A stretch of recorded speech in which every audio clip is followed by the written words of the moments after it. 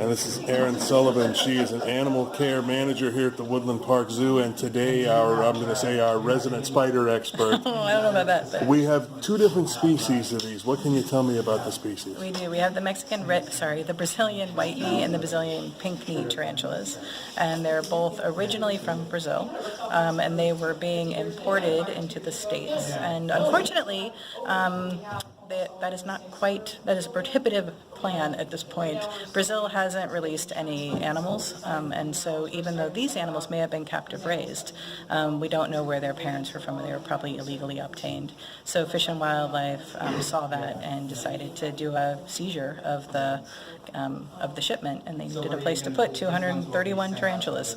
So they gave us a call. My goodness. And I would guess that the United States government, even though I don't know specifically the law on these guys and gals, but they probably don't want Brazilian tarantulas being brought into this country either. They probably wouldn't mind as long as Brazil was okay with it. It's not illegal to have tarantulas as pets. They do have a venom, but they're not considered medically significant. Some tarantulas are, but not all of them. And tarantulas can be good pets as long as you're prepared to ask the right questions, understand where they're coming from, know where they're being sourced, and then be prepared to have a pet for 15, 20 years as well. Wow, they live that long. They can, yeah. So it's all about being an educated pet owner and to really understand what you're getting into and knowing to ask the right questions. So in the case of these guys, you say they're not medically significant. Does that mean, Correct. if they bite you, you're not going to drop dead in 30 seconds? Well, everyone has a different reaction, so I'm not going to say that. But they're not considered as medically significant as like a black widow or something like that. There's still a lot of work being done on their venom, so it's always best to proceed with caution because there might be something that we don't know about it. But at this point, yeah, a black widow is more medically significant as far as I know than these guys. Okay, can we go take a look at let's go, I haven't had a good look at the white-kneed guys yet. So these are spiderlings. They're super, super small. They're super, super young, and they burrow down into the ground. So I'm trying to find somebody I can't even see 'em. who's actually out and about. Here's one who's down at the very bottom of its burrow. Oh, check them out. Boy, they really dig down in there, don't they? They do. I mean, this one really put some work into it. Dug out this entire area here. When they were shipped within these centrifuge vials.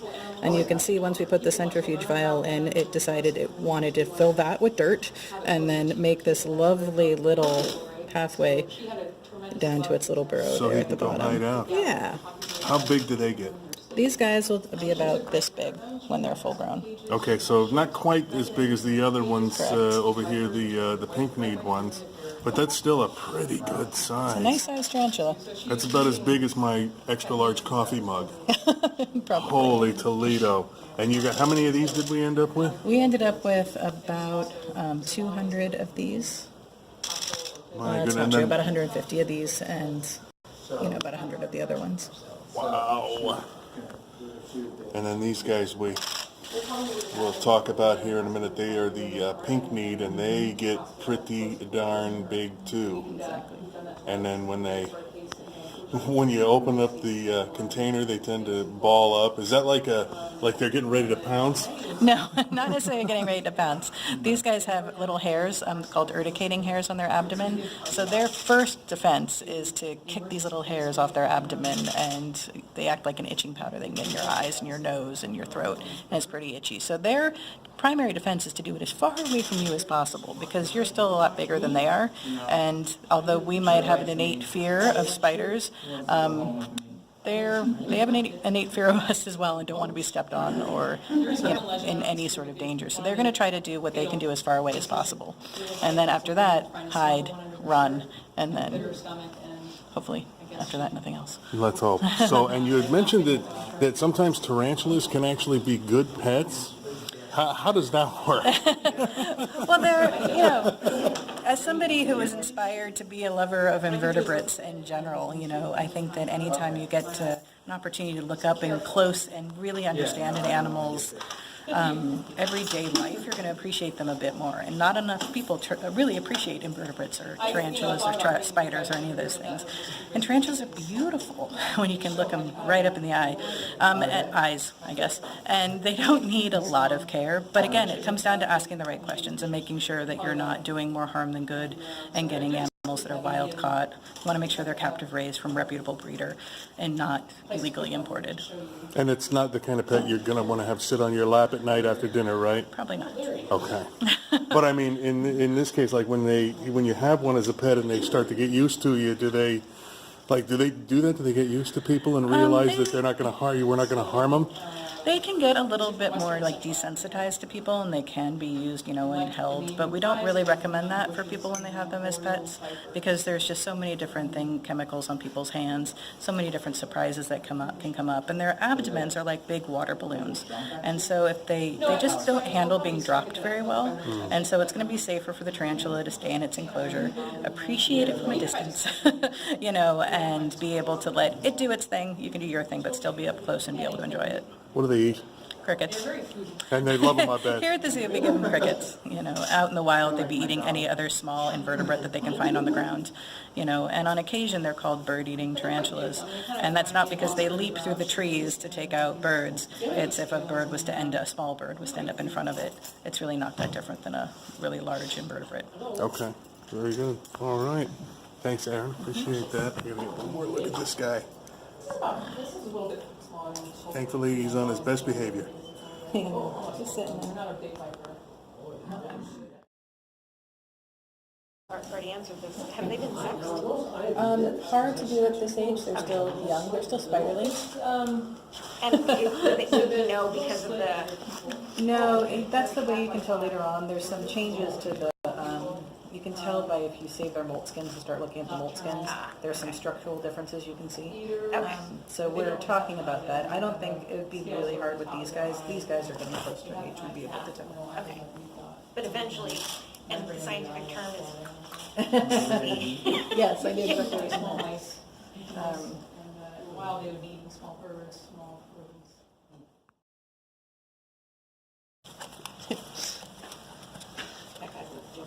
Uh-oh. Well, they're all, they've been through a lot, these little guys. I'll say. And Aaron, what are these guys? The tarantulas, What I mean, which Brazilian pink. I can give you the species, but it's really long.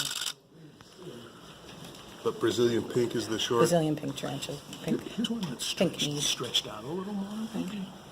You might kind of, That means he's looking right at me too. He's ready to jump. Yeah. they might, see, He they might, kind he of, might ball up when you yeah, open it. ball up when I open it up. Hey, Aaron, Yeah. are you going to keep some of these here? Yes. Oh, yeah, he's a little angry. Uh-oh. Okay. When Yeah. they get mad, they kick the hairs off their abdomen. So Yeah, we'll not a good idea. disturb him. I did a tarantula story a few years back, and it was fascinating. Here or somewhere else? Yeah, it was somewhere else. Come on, buddy. Show us what you got. He's like, you don't want to see what I got.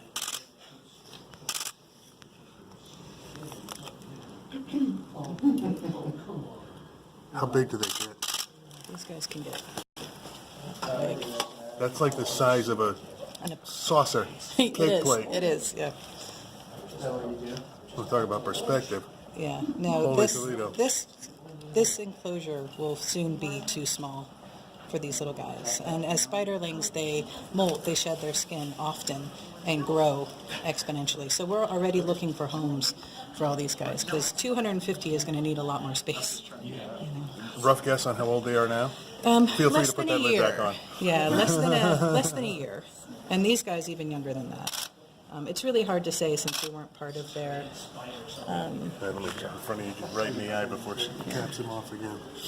Okay, pal. Don't jump at me.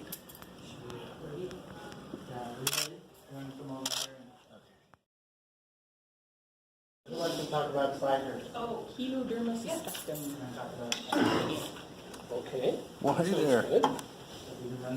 It's a nice name, Suspectum, like they're suspicious of him. Mr. Do you Spencer. want to get a picture of this guy?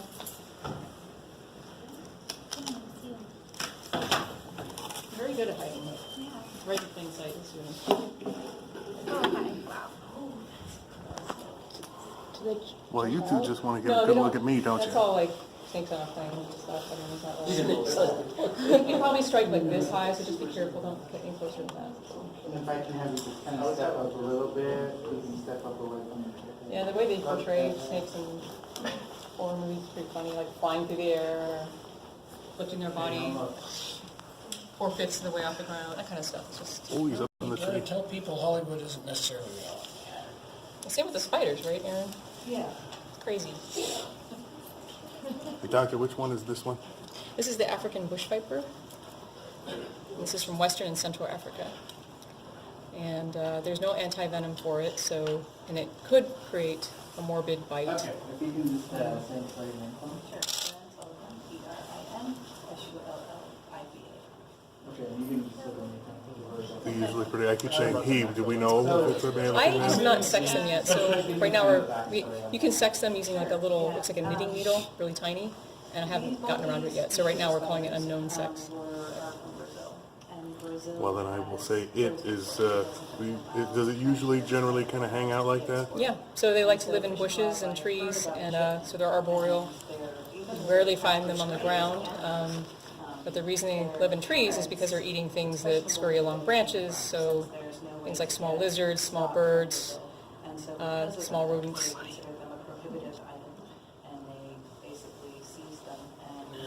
For 230 tarantulas, And I'm guessing that's also why they are green.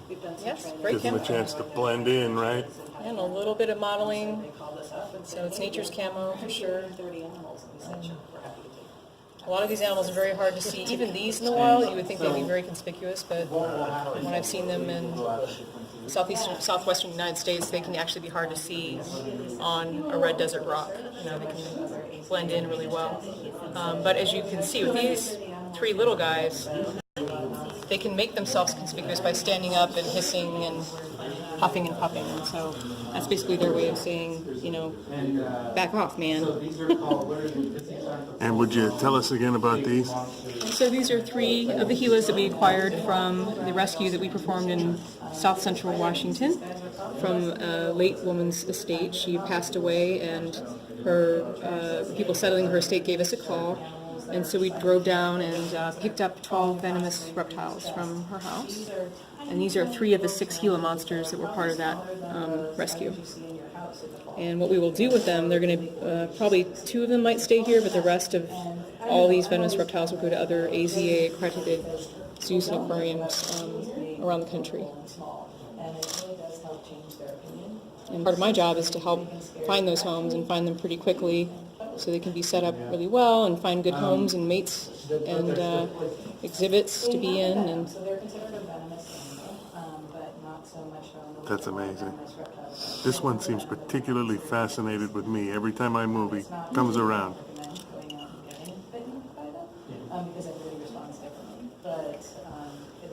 super cute. They are very cute. Do we know roughly how old they are? I'm guessing less than 2 years old. It's hard to really say. They grow depending on how much they're fed. This guy's a little thinner than the other two, right? So it really depends. It's dependent on how much they're fed, and they're definitely not fat. So I would guess they're less than 2 years old. They could be a year and a half to 1 year old. It's really hard to say, but they're young because these can live to be over 50 years old. We have an animal in the collection here. One of our oldest reptiles has been here since the 70s. So this one I notice is moving the wood chips around a little bit. Is that sort of like burrowing behavior? Yeah. Is that... They do burrow in the wild. They actually are only out of their burrow for a brief period of time, usually in the morning to bask and get warm, and then they retreat to their burrow when it gets too hot. So you wouldn't find these on a day that's 100 degrees or even past like 10 o'clock in the morning. So they have very nice cool burrows to retreat to and only really come out at dawn and dusk to feed. And they find things like bird eggs in nests and rodents. He's trying to hide out, isn't he? He's a little camera shy, I think. No, that's all right, buddy. We won't be here forever. Yeah, thank you.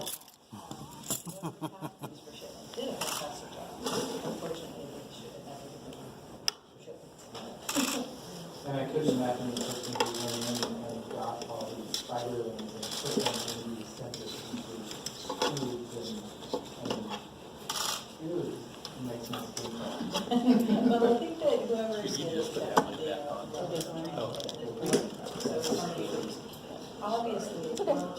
Just don't get any closer. Knows what they're doing, knows how to breed these animals. And with all of these, No, I mean, they're not- it's not. You just don't want to like having give- a dog or a cat. No, it's Disturb not. the finish. Well, they can't really jump, but they can strike, so he could probably strike, from that part of his body upward. Right. So they just want to make sure you're If beyond I didn't know that. better, I'd say that last move was a pose. Highly recommended. I know. I definitely have some thoughts and things. So there are some benefits of being able to spend some time with animals up close and personal, really getting to understand them and enjoy them on a completely different level. But if you're going to do that, make sure you're asking the right questions. Ask where it came from, where is it sourced. Make sure that you're comfortable with where it's coming from and it's coming from a original place. And they understand how long it's going to live. These tarantulas can live 20, 25 years. So that's a longer investment. It's not like a year-long life for the spider. This is a serious investment of time. And so, and understanding all the specific temperatures, humidity, and food. They're not going to eat an apple from the safe bet. Yeah, what do they eat? What is the They're, little ones? the little ones eat little tiny crickets, so they're going to eat other invertebrates, terrestrial invertebrates. And so we have lots of various sizes crickets for them as they age through and get bigger and bigger. And how big will they be? We have one here that's about the size of like a softball. And hairy and...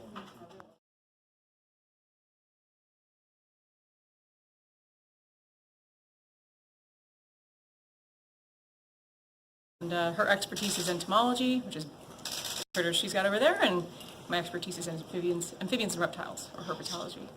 Okay, well, Dr. Pramick, let's have you tell us about the little friends you've got over there in the tanks behind us there. We'll go see them in a minute, but tell Yeah. us all about them. Do you want the overview first? Sure. Over here today?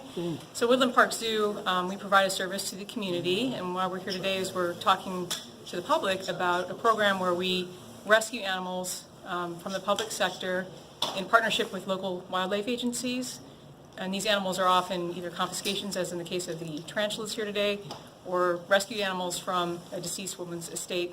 And in this case, we rescued 12 venomous reptiles recently from someone's estate. So that's why we're here. And behind me, Aaron has dozens of baby spiders. They're mostly tarantulas.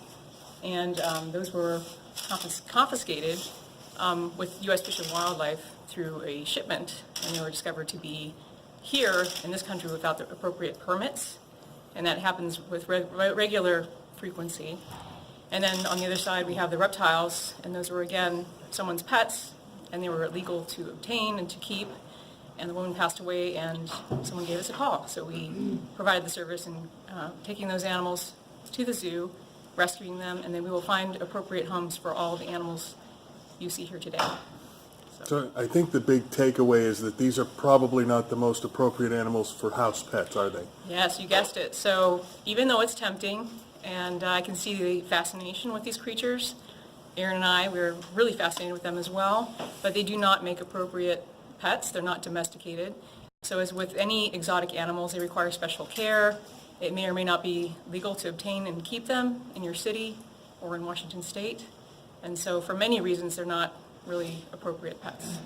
And so we encourage people, if you want to care for exotic animals, to do it within the parameters of the laws in your area and to learn about them before you keep them.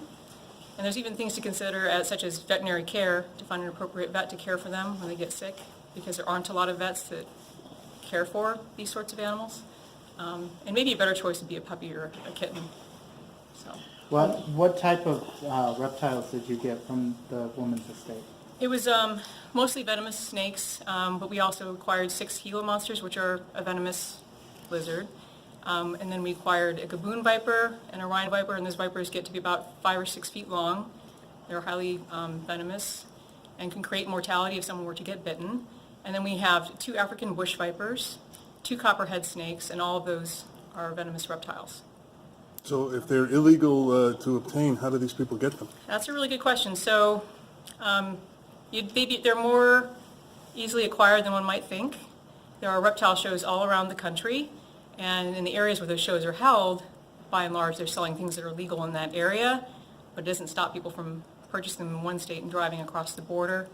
And unfortunately, you can even acquire some of these things via mail order nowadays. So as with many things, you can acquire things on the internet, for example, that may or may not be legal in your state, but in other states they might be. That being said, in our state, all the reptiles you see here and the ones we confiscated are not legal to obtain and keep in Washington state unless you have a special permit. So, Do they still use the venom of the spiders for arthritis?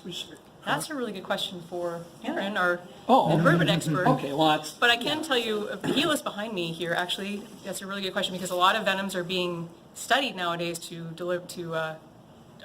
design medications that help people.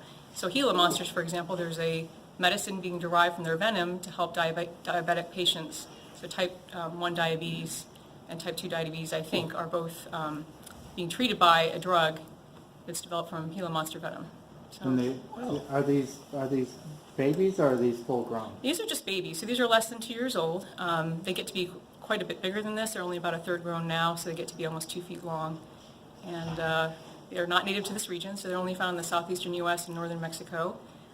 Again, exotic to this area, and there is no anti-venom for either species of venomous reptile that we have here today. So, gotta be careful with those guys. very careful, yeah.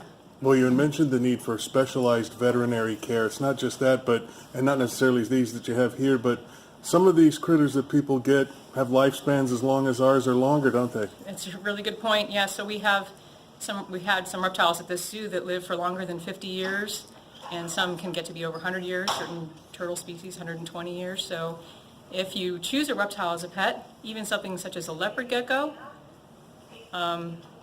which I've had as a pet myself, as are legal to have in Washington, they can live for 25 years.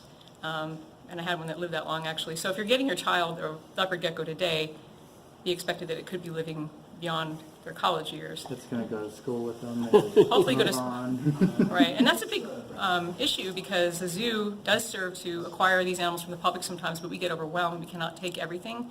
But there are local programs and local societies such as the Pacific Northwest Herpetological Society that can help people with adoptions or even providing foster animals or adopted animals for adoption to people who are interested. And those are all non-venomous, of course, and more appropriate as pets than the animals we have here today. And in the case of these, are you sending them to other zoos, or where are they going to go? Yeah, so in the case of the reptiles that we acquired, and I think most of the tarantulas that Aaron has here today, most of them will go to other institutions. And so we have a network of AZA-accredited institutions around the country, and we send an email out over a listserv and ask people for help in creating homes for these animals because we cannot keep them all. So again, it's just a service that our zoo has provided to the community for many, many years.